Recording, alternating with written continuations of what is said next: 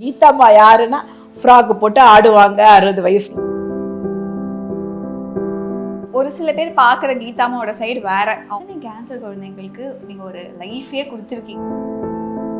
நான் வந்து ஹேண்டிகேப்டு குழந்தைங்களுக்கு சமைக்கவும் சொல்லித்தரேன். ஸோ ஒரு கை ஒரு கால் இருந்தாலும் எப்படி சமைக்கணும், எப்படி குயிக்காக சமைக்கணும். கண்ணு தெரியாத குழந்தைங்களுக்கு எக்ஸாம் எழுதுறேன். நான் என்ன பண்ணுவேன், 4வது கொஸ்டினுக்கு ஆன்சர் என்னன்னு கேட்பேன்.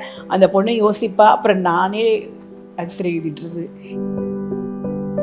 கிறிஸ்மஸ்க்கு நான் சொல்லுவேன், நானே சாண்டாவாக மாறுவேன். யாருக்கு என்ன தேவையோ அவங்கவுங்க விஷயம் இந்த பக்கெட்டில் போட்டுட்டு போங்க அப்படிம்பேன். எல்லாரும் எழுதி அதுக்குள்ளே போட்டுட்டு போவாங்க. ஸோ அதுக்கு ஏற்ற மாதிரி நான் அவங்களோட விஷயம் நான் இது பண்ணுவேன். உங்களுக்கு என்றைக்குமே இதை பற்றி நம்ம நிறைய பேசணும் வந்ததில்லை. ஏன்னா எங்கள் அப்பா என்ன சொன்னார்னா, அதாவது இடது கை கொடுக்கறது வலது கைக்கு தெரியக்கூடாது அப்படிம்பாரு. அவங்க அந்த குழந்தைங்களோட வழி தாண்டி அவங்களுக்குன்னு நிறைய கனவு இருக்கும். ஒரு சில விஷயங்களை அவங்க கிட்ட சொல்லியிருப்பாங்க. என்ன பேசுவாங்க? ஆமா, கீதாமா போனதுக்கு அப்புறம் இதை யார் பண்ண போறாங்க? எல்லா டைமுமே ட்ரோல் பண்ணி கழுவி ஊத்திட்டு இருந்தவங்க சடனா ஹார்ட் போட்டே பாட்டி சாவடிக்குதுடா, பதிலே சொல்ல மாட்டேங்குதுடா.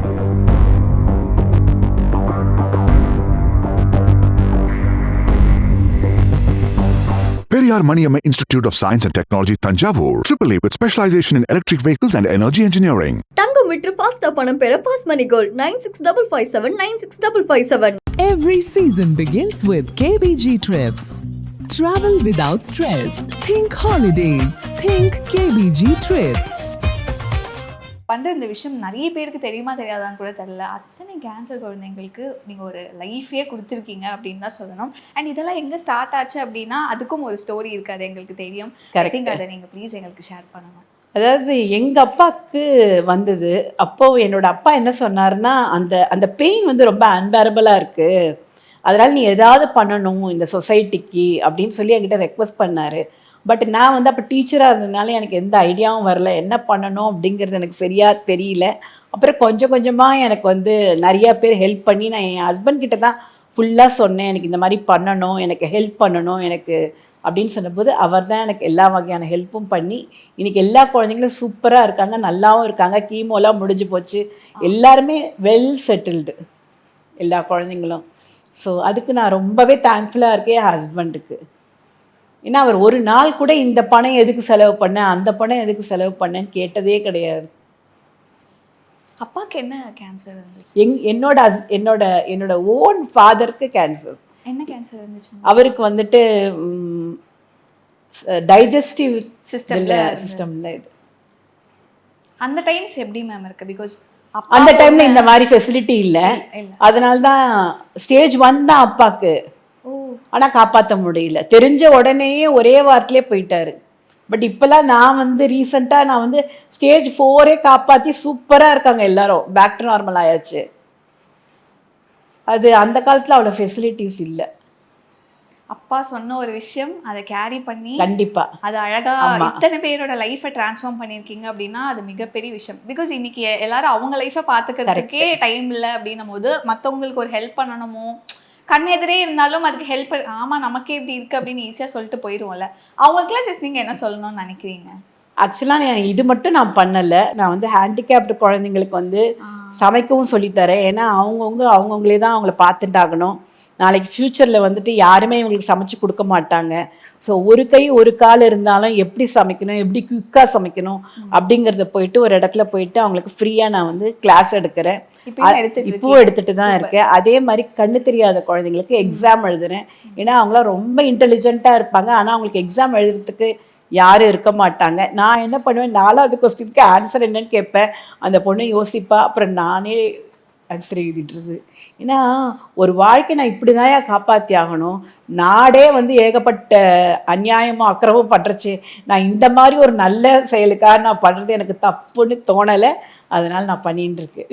இப்போ நான் ஒரு சில பேர் பாக்குற கீதாமாவோட சைடு வேற, அவங்களுக்கு மனசுல இருக்கக்கூடிய பின்பம் வேற. இவ்வளோ நல்ல விஷயங்களும் நீங்க செஞ்சுட்டு இருக்கேன். ஏன்னா இன்னைக்கு சும்மாவே எல்லாரும் அவங்கள ப்ரொமோட் பண்ணிக்கிறதுக்கு சோஷியல் மீடியால அவ்வளவு விஷயங்கள் போடுறாங்க. உங்களுக்கு என்னைக்குமே இதை பத்தி நம்ம நிறைய பேசணும், இதை நம்ம பண்றோங்கிறத வந்து சொல்லணும் அப்படிங்கிற மாதிரி, ப்ரொமோட் பண்ணிக்கணும் அப்படிங்கிற மாதிரி எந்த ஒரு தாட்டுமே உங்களுக்கு வந்தது இல்லையா? வந்ததில்லை. ஏன்னா எங்க அப்பா என்ன சொன்னாருன்னா, அதாவது இடது கை கொடுக்கறது வந்து வலது கைக்கு தெரியக்கூடாது அப்படிம்பாரு.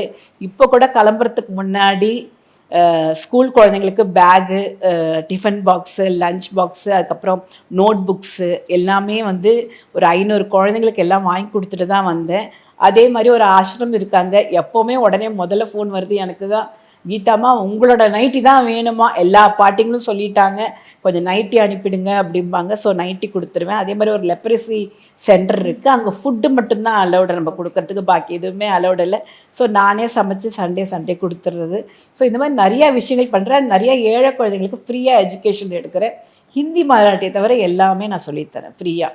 அதுவும் நாங்கள் தேமேன்னு ஒரு கார்டனில் உட்காந்து எல்லாருக்கும் சொல்லித்தரேன்.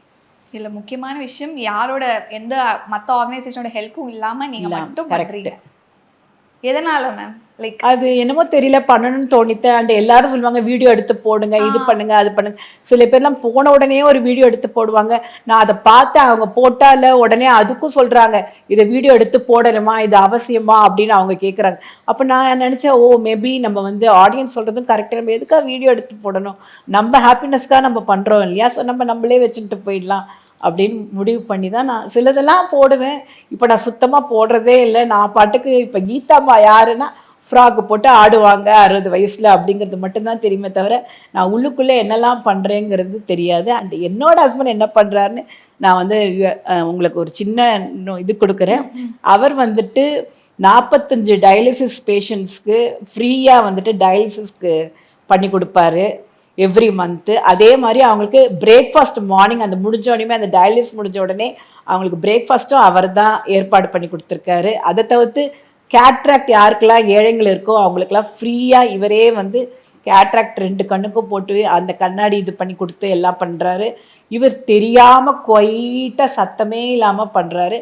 நான் சிலதெல்லாம் கொஞ்சம் சொல்லி பண்ணுறேன், அவ்வளோதான். மற்றபடி என்னை விட அவர் தான் நிறையா விஷயங்களை நல்லது பண்றாரு உலகத்துக்கு. So sweet ma'am. இவ்வளோ விஷயங்கள், அதான் இவ்வளோ பண்ணாலுமே ஏதாவது ஒரு சின்ன விஷயம் ஆயிடுச்சுன்னா அதுக்கு ஒரு டேக் கொடுத்துருவாங்க. கரெக்ட். ரொம்ப ஹார்டான விஷயம். பட் இப்போ நீங்க சொல்லும் போது இந்த கேன்சர் பேஷண்ட்ஸ் அவங்களோட நான் கேள்விப்பட்ட நீங்க ஒவ்வொரு செஷன்லயுமே அவங்க கூட கண்டிப்பா அழுவேன், உட்காந்து ஒரு இதுக்கும் அழுவேன். நான் இவ்வளோ தூரம் இவ்வளோ குண்டானதுக்கு காரணமே எனக்கு வந்து அது கண்ட்ரோலே பண்ண முடியறது இல்லை. ஏன்னா அது வந்து அந்த பெயின், அவங்க கோத்ரூ போன்ற வலி, அதெல்லாம் வந்து எனக்கு என்னால் முடியாது. இப்போ விட்டா கூட நான் அழுதுருவேன். அந்த மாதிரி ஒரு இது அது யாருக்குமே வரக்கூடாது, நம்மளோட எனிமீஸ்க்கு கூட வரக்கூடாதுங்கிறது தான் என்னோட ஆசை. ஆனால் வந்தாச்சு. பட் இப்போ நல்லா அட்வான்ஸ்ட் ஆயாச்சு. மும்பையில் எல்லா ஃபெசிலிட்டிஸுமே அட்வான்ஸ்டாக இருக்குது. And special thanks to Tata memorial hospital and special thanks to doctor Suresh Sundar. அவர் தான் எனக்கு எல்லா வகையிலுமே ஹெல்ப் பண்ணுறது, எல்லா வகையிலுமே எனக்கு ஹெல்ப் பண்ணி இன்னைக்கு இந்த குழந்தைங்களாம் நல்லா இருக்குன்னா அது அவர் தான் காரணம். அவங்க அந்த குழந்தைங்களோட வழி தாண்டி அவங்களுக்குன்னு நிறைய கனவு இருக்கும். ஒரு சில விஷயங்களை அவங்க கிட்ட சொல்லியிருப்பாங்க. என்ன பேசுவாங்க? ஆமாம், என்கிட்ட ஒரு குழந்தை சொல்லிட்டு எனக்கு ஃபோட்டோகிராஃபி கற்றுக்கணும் அப்படின்னு சொன்னான். அப்போ ஃபஸ்ட்டு எடுத்த உடனே அவங்க என்ன சொல்லிட்டாங்க, கேமரா இருந்தால் தான் ஃபோட்டோகிராஃபி கிளாஸுக்கு போக முடியும் அப்படின்னாங்க. உடனே கேமரா வாங்கி கொடுத்துட்டேன். அதே மாதிரி ஒரு பையன் வந்துட்டு எனக்கு வந்து டிசைனர், அதாவது கிராஃபிக் டிசைனிங் எனக்கு அது பண்ணணுமா, ஆனால் என்கிட்ட லேப்டாப் இல்லை, அதுவும் அட்வான்ஸ்டாக லேப்டாப் வேணும் எனக்கு, அதாவது லேட்டஸ்ட்டாக வேணும் அவங்களுக்குலாம். ஏன்னா அந்த காலத்து லேப்டாப்லாம் இப்போ எங்கிட்ட இருக்கிறதுலாம் அந்த காலத்து, அதெல்லாம் வந்து விண்டோஸ் ரொம்ப கம்மியான இது. இப்போ அட்வான்ஸ்டாக வந்திருக்கிற விண்டோஸோட 18 சம்திங் ஏதோ ஒன்று தெரியல எனக்கு, அந்த மாதிரி வேணும்னாங்க. ஸோ லேப்டாப் வாங்கி கொடுத்தேன். ஸோ யார் என்ன கேட்குறாங்களோ அவங்கவுங்களோட விஷஸை நான் பண்ணிக்கிட்டே தான் இருக்கேன். அண்டு அப்பாவுக்கு தெரிஞ்ச பெரிய சில பேரை ரெக்கமெண்ட் பண்ணுவார், இவனுக்கும் ஒரு லேப்டாப் வாங்கி கொடு, குழந்தை இன்ஜினியரிங் படிக்கிறான் அப்படின்னு சொல்லுவார். ஸோ அவனுக்கு ஒரு லேப்டாப், எல்லாமே புதுசாக தான் வாங்கி கொடுப்போம், எதுவுமே பழசு கிடையாது. அவங்க என்ன மாடல் கேட்குறாங்க, என்ன பேட்டர்ன் கேட்குறாங்க, எவ்வளோ பெரிய ஸ்க்ரீன் கேட்குறாங்க, எல்லாமே அவங்களோட இன்ட்ரெஸ்ட்டு தான். அது அதே மாதிரி கிறிஸ்மஸ்க்கு நான் சொல்லுவேன், நானே சாண்டாவாக மாறுவேன். யாருக்கு என்ன தேவையோ அவங்கவுங்க விஷயம் வந்து இந்த பக்கெட்டில் போட்டுட்டு போங்க அப்படிமே எல்லாரும் எழுதி அதுக்குள்ளே போட்டுட்டு போவாங்க. ஸோ அதுக்கு ஏற்ற மாதிரி நான் அவங்களோட விஷயம் வந்து நான் இது பண்ணுவேன். ரொம்ப ஸ்வீட் மேம். இது நீங்க எப்பயுமே தொடரணும். கண்டிப்பா. அதுக்கு தான் we always wish you. And அந்த பசங்க என்ன சொன்னாங்க? பிகாஸ் இந்த ட்ரீட்மெண்ட் எல்லாம் முடிஞ்சு கியூர் ஆனதுக்கப்புறம் இப்போ லைஃபே மாறின ஒரு மூமெண்ட் நீங்க கிரியேட் பண்ணி கொடுத்துருக்கீங்க. உங்ககிட்ட பசங்க ரொம்ப பர்சனலாக எமோஷ்னலாக சொன்ன மெசேஜஸ்லாம் என்ன? என்னை எப்போவுமே பிடிக்கும் அவங்களுக்கு. என்னை எப்போவுமே வந்தால் கட்டின்றுவாங்க, முத்தம் கொடுத்துருவாங்க. அவங்க வந்துட்டு இன்றைக்கும் வந்துட்டு அவங்க எங்களை தான் வந்து ஒரு இதுவாக நினைக்கிறாங்க, உலகமாக நினைக்கிறாங்க. ஆனால் அவங்களுக்குன்னு ஒரு வாழ்க்கை அவங்க ஆரம்பிக்கணும் இல்லையா? அதனால் ஒவ்வொருத்தரும் ஒரு ஒரு இடத்துல நல்ல மாதிரியாக இருக்காங்க. நான் சொல்ல மறந்துட்டேன், இது வெறும் கேன்சர் மட்டும் இல்லை, டிபி வந்தவங்களும் இருக்காங்க என்னோட லிஸ்ட்டில். அதில் வந்து ஒரு குழந்தை பேரை நான் சொல்ல விரும்பலை. அந்த குழந்தைக்கு 2 கண்ணுலையும் டிபி. நீ கேள்வியே பட்டிருக்க மாட்டேன். எல்லாரும் டிபின்னா இங்கே தான் வரும்பாங்க. ஆனால் முதல் தடவையாக அந்த குழந்தைக்கு 2 கண்ணுலையும் டிபி. கண்ணே தெரியாமல் போயிடுது. அப்புறம் அப்பாட்ட தான் சொல்லி என்னோட ஹஸ்பண்ட் கிட்ட தான் சொல்லி அழுதேன். அவர் உடனே ஃபுல் ட்ரீட்மெண்ட் கொடுத்து சூப்பராக ஆகி அந்த பொண்ணு இன்னைக்கு இன்ஜினியரிங்கில் டாப் கோல்டு மெடலிஸ்ட் ஆகி இன்னைக்கு பெரிய கம்பெனியில் அவள் பெங்களூரில் ஒர்க் பண்ணுறா. அவளுக்கு நல்லபடியாக கல்யாணமும் ஆயிடுது. ஸோ எல்லா ரிலேட்டடும் பண்ணுறோம் நாங்கள். இது மட்டும் அது மட்டும் அப்படி கிடையாது. யாருக்கு என்ன தேவையோ அதுக்கு ஏற்ற மாதிரி பண்ணிட்டு இருக்கோம். அண்ட் ஒன்று லாஸ்ட்டாக சொல்ல விரும்புகிறேன் என்னென்னா, இதெல்லாம் நான் வந்து போனதுக்கப்புறம் கீதாமா போனதுக்கப்புறம் இதை யார் பண்ண போகிறாங்கன்னு கண்டிப்பாக ஒரு கமெண்ட் வரும். அது என்னோட சின்ன பொண்ணு வந்து she promised me that I will take care of everything because she is a doctor and she said don't worry about anything. And என்னோட குரூப்பும் எப்பவும் டச்சில் இருப்பாங்க. ஸோ நான் எனக்குன்னு ஒரு குரூப் வாலண்டியர்ஸ் இருக்காங்க. எனக்குன்னு வேலை பண்ணுறதுக்குன்னு ஃப்ரீயாக சர்வீஸ் பண்ணுறதுக்குன்னு ஒரு 12 பேர் இருக்காங்க. அண்ட் அவங்களும் நான் போனதுக்கப்புறம் அவங்களும் பார்த்துப்பாங்க. ஏன்னா எல்லாருமே யங்ஸ்டர்ஸ் தான் அதில். அதனால் ஐ திங்க் இதுக்கப்புறம் கீதாமா அப்படின்னு சொன்னால் ஞாபகம் ஒரு விஷயம் அந்த ரீலாக இருக்காதுன்னு நினைக்கிறேன். இப்போ நீங்கள் சொன்ன ஒரு விஷயமா தான் இருக்கும்னு நான் நம்புகிறேன். எஸ், நீங்கள் உங்கள் லைஃப்பில் ரொம்ப ஒரு டிப்ரெசிவ் ஸ்டேட்டில் இருந்தால் அங்கேருந்து நான் ரீலாக பண்ண ஆரம்பிச்சேன்னு சொன்னீங்க. இன்னொரு விஷயம் உங்களுக்கோ இல்லை அப்பாக்கோ டக்குன்னு உடம்பு சரியில்லை, அப்பா தான் வருது டக்குன்னு சேர் கூட வரல, அப்பாக்கோ ஏதாவது உடம்பு சரியில்லைன்னா அவ்வளோ பேர் கமெண்ட் பண்ணுவாங்க. பிகாஸ் அப்பாவுமே ரீசெண்டாக ஹாஸ்பிட்டலைஸ் ஆனப்போ அவ்வளோ பேர் வந்து நாங்கள் ப்ரே பண்ணுறோமா கவலைப்படாதீங்கன்னு உங்களோட பாசிட்டிவாக சொல்லக்கூடிய ஃபேன்ஸ் இருக்காங்க. அவங்கள பற்றி சொல்லுங்களேன். அந்த கமெண்ட்ஸ் எல்லாம் படிக்கும்போது எப்படி இருக்கும்? எனக்கு ரொம்ப சந்தோஷமா இருந்தது. ஏன்னா என்னை எல்லா டைமுமே வந்து ட்ரோல் பண்ணி கழுவி ஊற்றிட்டு இருந்தவங்க சடனாக வந்துட்டு அப்பாவுக்கு சர்ஜரின்னு எல்லாருமே வந்துட்டு பர்சனல் மெசேஜும் பண்ண ஆரம்பிச்சிட்டாங்க. இந்த மாதிரி நீங்கள் கவலைப்படாதீங்க, நாங்கள் இருக்கோம், நீங்கள் அழாதீங்க, ரொம்ப கஷ்டமாக இருக்குது, நீங்கள் போடுற பேக்ரவுண்ட் மியூசிக் ரொம்ப இதாக இருக்குது, எங்களுக்கு ரொம்ப அழுக வருது அப்படின்னு சொல்லிட்டு அந்த மாதிரிலாம் சொல்ல ஆரம்பித்தாங்க. So special thanks to my fans also. அவங்க வந்து எவ்வளோதான் நெகட்டிவ் இது பண்ணாலும் பாசிட்டிவான 90% பீப்புள் எனக்காக இன்னி வரைக்கும் என் கூட ட்ராவல் பண்ணிட்டு தான் இருக்காங்க. அண்ட் எனக்கு இன்னும் அட்வைஸ் பண்ணிட்டு தான் இருக்காங்க. அம்மா உங்களுக்கு பிடிச்சதை பண்ணுங்கம்மா அப்படின்ட்டு. 1% இருப்பாங்க அந்த நெகட்டிவ் கமெண்ட் போட. கண்டிப்பா அவங்களுக்கு ஏதாவது சொல்லிடுங்க, உங்க ஸ்டைல்ல சொல்லிடுங்க. அவங்களுக்கு ஒரு ஹார்ட் போட்டு விட்டுருவேன்.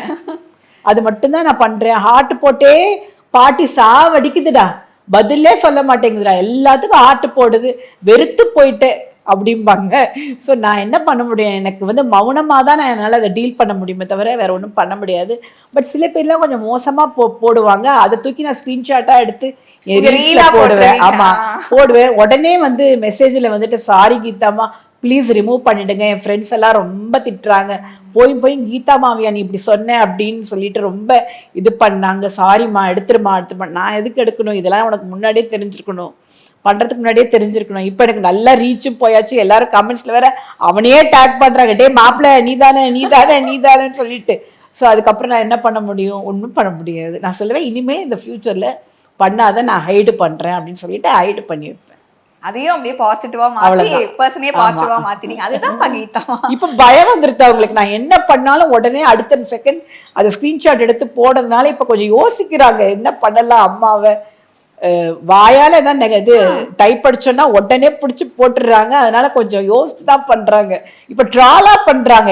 ஏதாவது ஒரு ஃப்ராக் வீடியோ போட்டா இந்த மாதிரி ஏதாவது ஒரு தப்பா ஒரு இது பண்ண வேண்டியது, கல்வி நீ இன்னும் உனக்கு ரெடியா எடுத்து வா வந்து காட்டுக்கு சொல்லியாச்சு அப்படிலாம் போடுவாங்க. It's okay. அந்த ட்ராலர்ஸ்க்கு பாவம். நான் உடனே போயிட்டு அவங்க கிட்ட ஹாய் அப்படிமா பர்சனல் மெசேஜில் போய் கீதாமா சொல்லுங்க அப்படின்னு, ப்ளீஸ் டேக் மீ அப்படின்னு. ஓ சாரி கீதாமான்னு ட்ராலர்ஸே சாரி சொல்ற அளவுக்கு நான் இன்னைக்கு அவங்கள கொண்டிருக்கேன்னா நான் என்னை டேக் தான் பண்ண சொன்னேன், நான் வேற எதுவுமே சொல்லலை. அதை ரிமூவ் பண்ணேன்னு நான் கேட்கல. அந்த அழகான ஒரு இதை கொண்டு போட்டதை நான் ஒன்றுமே சொல்லலை. என்னை வெறும்னு டேக் பண்ணு அப்படின்னு சொன்னேன். அதுக்கே சாரி சொல்லி ரிமூவ் பண்ணிட்டாங்க. ஆமா, ஃபேக் ஐடிஸ் ஹேண்டில் பண்றதுக்கு இது ஒரு ஆமா, வித்தியாசமான நல்ல technique ஆமா இருக்கு. நிறைய கரெக்ட். பேர் வந்து ஆமா. நிறைய நிறைய பேர் use டிப்ரெஷன்ல போறாங்க. அதை படிச்சுட்டு தூங்க மாட்டேங்கிறாங்க. நிறைய யங்ஸ்டர்ஸ் வந்துட்டு இந்த விமன் ஆண்டர்பிரினர்ஸ்லாம் வந்துட்டுல ஏதாவது ஒரு கமெண்ட் வந்தா கூட இல்ல அப்படியே ஃபெட்டப் ஆகி 3 நாளைக்கு வீடியோ போட மாட்டாங்க. அது எங்களுக்கு ரொம்ப ஹர்ட் ஆகுது. யாரு அவங்கெல்லாம் யாரு? அதெல்லாம் நம்ம இதே பண்ணக்கூடாது. நம்மளே செல்ஃப் லவ் பண்ண ஆரம்பிக்கணும். நம்மளே ஹாப்பியா வச்சுக்கணும். அதுதான் ரொம்ப இம்பார்ட்டன்ட். செல்ஃப் கேர் பண்ணணும். ஸோ நான் மற்றவங்களுக்கும் அதை தான் அட்வைஸ் பண்ணுறேன். தயவுசெய்து எந்த நெகட்டிவிட்டிக்கும் ஈல்ட் ஆகிடாதீங்க. நீங்கள் பாசிட்டிவாகவே இருந்துட்டு போங்க. அவங்க உங்கள் பின்னாடி தானாகவே என் பின்னாடி வரா மாதிரியே உங்கள் பின்னாடியும் வருவாங்க. நைஸ், ரொம்ப அழகா சொன்னீங்க. Periyar Maniamma Institute of Science and Technology, Tanjavur. AAA with specialization in electric vehicles and energy engineering. தங்கம் விற்று ஃபாஸ்டா பணம் பெற fast money gold 9655 96557. Every season begins with KBG Trips. Travel without stress. Think holidays. Think KBG Trips.